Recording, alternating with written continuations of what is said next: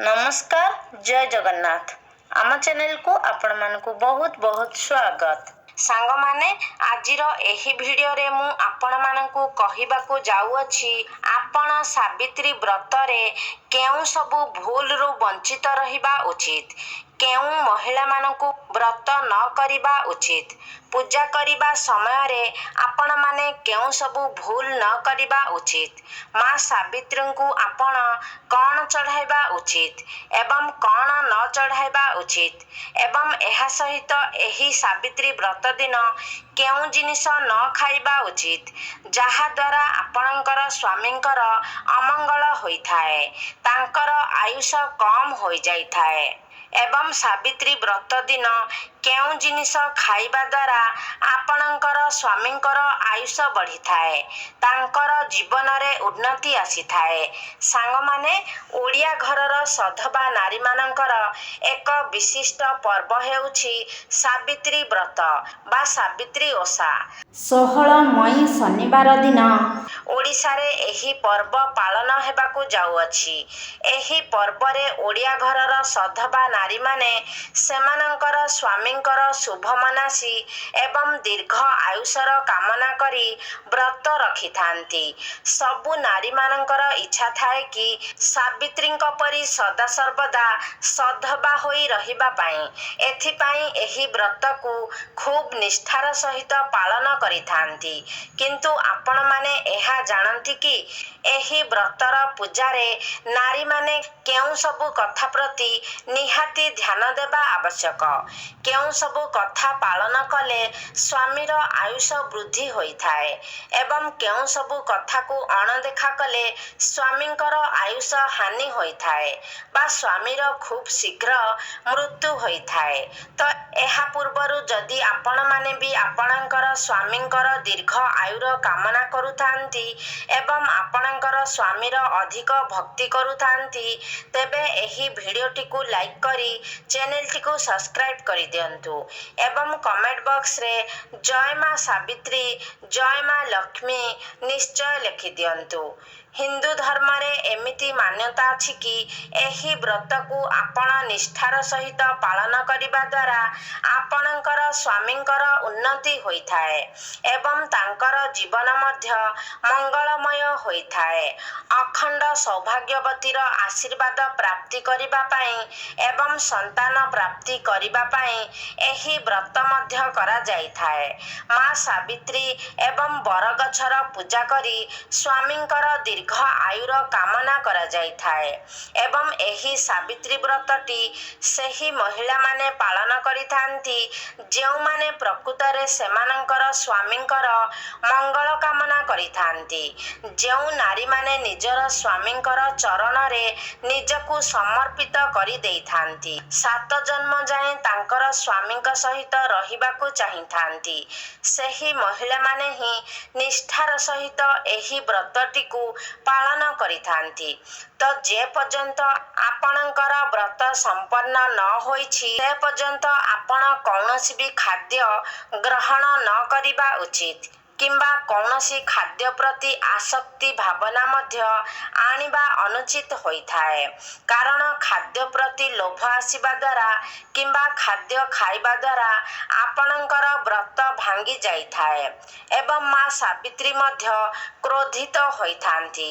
तेबे सांग माने जदि निजर स्वामी स्त्री संपर्क को सर्वदा मधुर बनाई रखिबाकू चाहुथांती एवं 7 जन्म पाई स्वामी स्त्री होई रहिबा पाई चाहुछंती तेबे निष्ठार सहित आपणकू एही व्रतटीर पालन करिबार अछि। पालन करिबा द्वारा आपणकू मां सावित्रींक ठारू अखंड सौभाग्यर प्राप्ति होइथाए। तेबे सांग माने आपण माने समस्ते जानती प्रत्येक वर्ष ज्येष्ठ मासर अमावास्या तिथि रे आमे सावित्री व्रतर पालन करिथाउ, जहा कि एही वर्ष मई 16 तारिख रे पड़ुअछि। सांग माने जेउ नारी माने शुभ मुहूर्त रे एही व्रत को पालन करिथांती तांकर स्वामी दीर्घायु हेबा सहित तांकर जीवन रे बहुत उन्नति करिथांती एवं स्वामी स्त्रींक मध्य रे ସମ୍ପର୍କ ଭଲ ରହିଥାଏ। ସର୍ବପ୍ରଥମେ ଆପଣଙ୍କୁ କହିଦେଉଛି, ଏହି ବ୍ରତ ସ୍ୱାମୀ ପାଇଁ ରଖାଯାଉଛି, ତ ଏଥିପାଇଁ ଆପଣ ପ୍ରତ୍ୟେକ ଅଙ୍ଗରେ କିଛି ନା କିଛି ନିଶ୍ଚୟ ପିନ୍ଧନ୍ତୁ। ଷୋଳ ସିଙ୍ଗାର ଏହି ଦିନରେ ଅବଶ୍ୟ କରନ୍ତୁ। ସାବିତ୍ରୀ ବ୍ରତରେ କଳା କପଡ଼ା ଭୁଲରେ ମଧ୍ୟ ପିନ୍ଧନ୍ତୁ ନାହିଁ, କାରଣ ସଧବା ନାରୀ ପାଇଁ ଏହା ଅଶୁଭ ହୋଇଥାଏ। ଏହା ସହିତ ସାବିତ୍ରୀ ବ୍ରତରେ ଧଳା ରଙ୍ଗର ବସ୍ତ୍ର ମଧ୍ୟ ଭୁଲରେ ବି ପିନ୍ଧନ୍ତୁ ନାହିଁ। ସୁହାଗିନୀ ମହିଳାଙ୍କ ପାଇଁ ଧଳା କପଡ଼ା ସେମାନଙ୍କ ପାଇଁ ବୈଧବ୍ୟର ରୂପ ମାନାଯାଇଥାଏ। ଏହି ଦିନରେ ଆପଣଙ୍କୁ ଲାଲ ବସ୍ତ୍ର ପିନ୍ଧିବା ଶୁଭ ହୋଇଥାଏ, ଯାହାଦ୍ୱାରା ସାବିତ୍ରୀ ମାତା ପ୍ରସନ୍ନ ହୋଇଥାନ୍ତି ଏବଂ ଆପଣଙ୍କୁ ଅଖଣ୍ଡ ସୌଭାଗ୍ୟବତୀର ବରଦାନ ଦେଇଥାନ୍ତି। ଏହି ସମୟରେ ଯେତେ ଅଧିକ ପାରିବେ ଶୃଙ୍ଗାର ଦ୍ରବ୍ୟର ଦାନ କରନ୍ତୁ। ଏହାଦ୍ୱାରା ଆପଣଙ୍କ ସ୍ୱାମୀ ଉପରେ କୌଣସି କଷ୍ଟ ଆସିବ ନାହିଁ। ମାତା ସାବିତ୍ରୀ ପ୍ରସନ୍ନ ମଧ୍ୟ ହୋଇଥାନ୍ତି। ଶାସ୍ତ୍ର ଅନୁସାରେ ମାନାଯାଇଥାଏ, ସାବିତ୍ରୀ ବ୍ରତର ବ୍ରତଧାରୀକୁ ଲୁଣର ସେବନ କରିବା ଉଚିତ ନୁହେଁ। ଘରେ କୌଣସି ବ୍ୟକ୍ତି ମଦ, ମାଂସ, ଆମିଷ ଭୋଜନ କରିବା ଉଚିତ ହୋଇନଥାଏ। ଏହି ସମୟରେ ଶାରୀରିକ ସମ୍ପର୍କ ରଖିବା ଉଚିତ ହୋଇନଥାଏ। ମୁହଁରେ ଖରାପ କଥା ବାହାର କରିବା ଉଚିତ ହୋଇନଥାଏ। ସାବିତ୍ରୀ ବ୍ରତ ଦିନ ସୁହାଗିନୀ ମହିଳା ଅଧିକ ଶୋଇବା ମଧ୍ୟ ଉଚିତ ହୋଇନଥାଏ। ଘୋର ପାପ ଲାଗିଥାଏ। ଏହାଦ୍ୱାରା ପତିର ଆୟୁଷ କମ ହୋଇଥାଏ।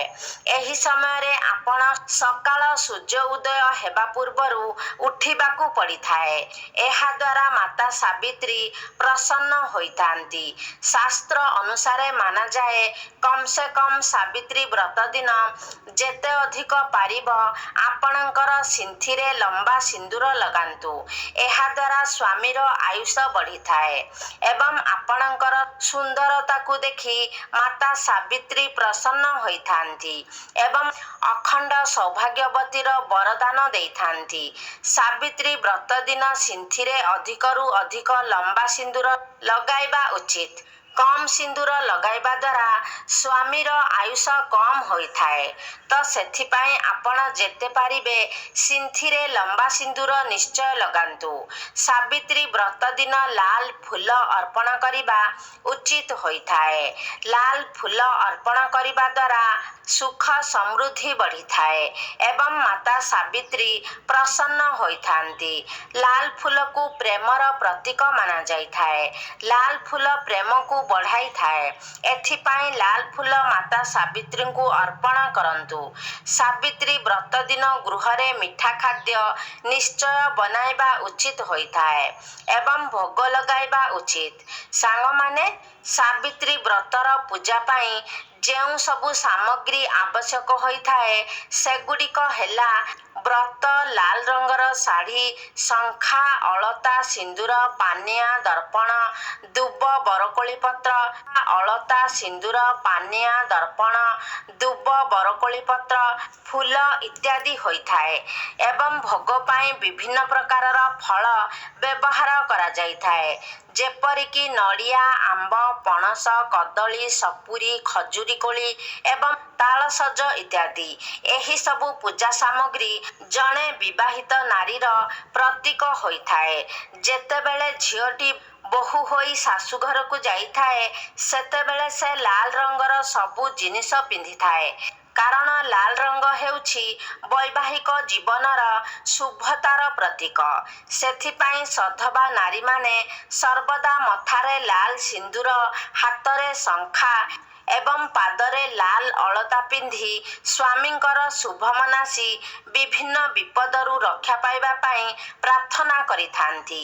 ଏହି ସାବିତ୍ରୀ ବ୍ରତ ଦିନ ରନ୍ଧା ଖାଦ୍ୟ କେବେ ବି ଖାଇବେ ନାହିଁ, କାରଣ ଏହି ସାବିତ୍ରୀ ବ୍ରତ ନିଷ୍ଠାର ସହ ଉପବାସ ରହିକି ହିଁ ପାଳନ କରାଯାଇଥାଏ।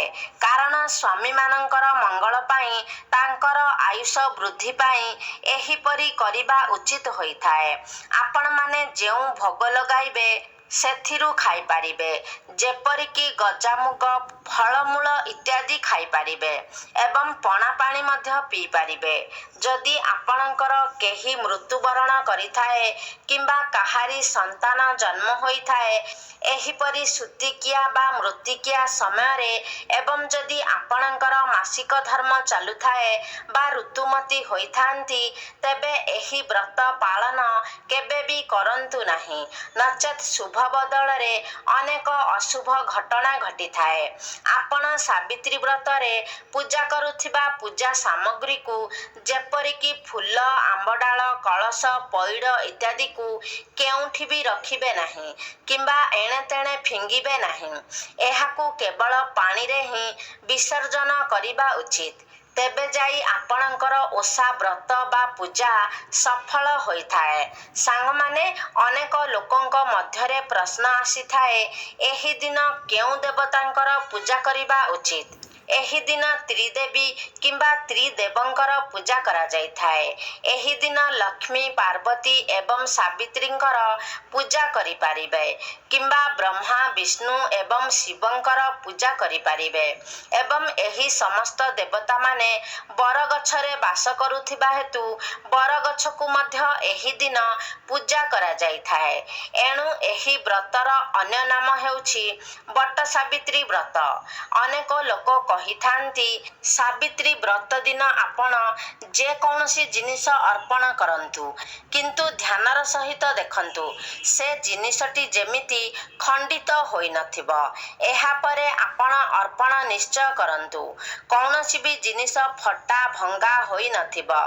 ଯେବେ ଆପଣ ଆପଣଙ୍କର ହାତରେ ଚୁଡ଼ି ପିନ୍ଧିବେ ତ ଦେଖିନିଅନ୍ତୁ ସେହି ଚୁଡ଼ି ଯେପରିକି ଧଳା ଚୁଡ଼ି ହୋଇନଥିବ। ନୀଳ ରଙ୍ଗର ଚୁଡ଼ି ବି ପିନ୍ଧିବା ଉଚିତ ନୁହେଁ ତଥା କଳା ଚୁଡ଼ି ବି ପିନ୍ଧିବା ଉଚିତ ନୁହେଁ। ଫାଟି ଯାଇଥିବା ଚୁଡ଼ି କେବେ ବି ପିନ୍ଧିବା ଉଚିତ ନୁହେଁ। ଏହାଦ୍ୱାରା ଘୋର ପାପ ଲାଗିଥାଏ ଏବଂ ବ୍ରତ ଭାଙ୍ଗି ଯାଇଥାଏ। ଏହି ଦିନରେ ଗଳାରେ ମଙ୍ଗଳସୂତ୍ର ପିନ୍ଧିବାକୁ ଜମା ବି ଭୁଲନ୍ତୁ ନାହିଁ, ନଚେତ୍ ଆପଣଙ୍କର ବ୍ରତକୁ ପୂରା ମାନାଯିବ ନାହିଁ। ଗଳାରେ ମଙ୍ଗଳସୂତ୍ର ଅବଶ୍ୟ ଏହି ଦିନରେ ଧାରଣ କରନ୍ତୁ। ସାଙ୍ଗମାନେ, ସାବିତ୍ରୀ ବ୍ରତରେ ବୁଟ ଚଣାକୁ ବହୁତ ଶୁଭ ମାନାଯାଇଥାଏ।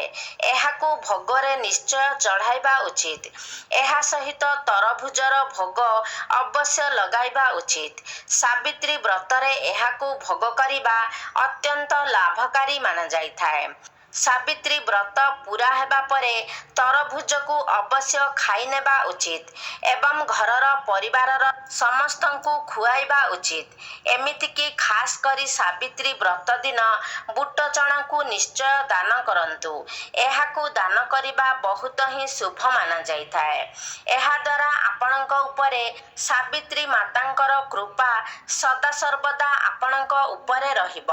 ସାବିତ୍ରୀ ବ୍ରତରେ କ୍ଷୀରି ଏବଂ ହାଲୁଆ ଭୋଗ ନିଶ୍ଚୟ ଲଗାଇବା ଉଚିତ ହୋଇଥାଏ ଏବଂ ଘରର ସମସ୍ତ ସଦସ୍ୟଙ୍କୁ ପ୍ରସାଦ ରୂପରେ ଖାଇବା ଉଚିତ ହୋଇଥାଏ। ତେବେ ସାଙ୍ଗମାନେ, ଏହା ତ ଥିଲା ସାବିତ୍ରୀ ବ୍ରତକୁ ନେଇ କିଛି ମହତ୍ତ୍ୱପୂର୍ଣ୍ଣ କଥା। ତେବେ ସାଙ୍ଗମାନେ, ଆଶା କରୁଛି ଆଜିର ଭିଡ଼ିଓଟି ଆପଣମାନଙ୍କୁ ନିଶ୍ଚିତ ଭାବରେ ଭଲ ଲାଗିଥିବ। ଯଦି ଭଲ ଲାଗିଛି ତାହେଲେ ଲାଇକ୍ କରନ୍ତୁ, ସେୟାର କରନ୍ତୁ।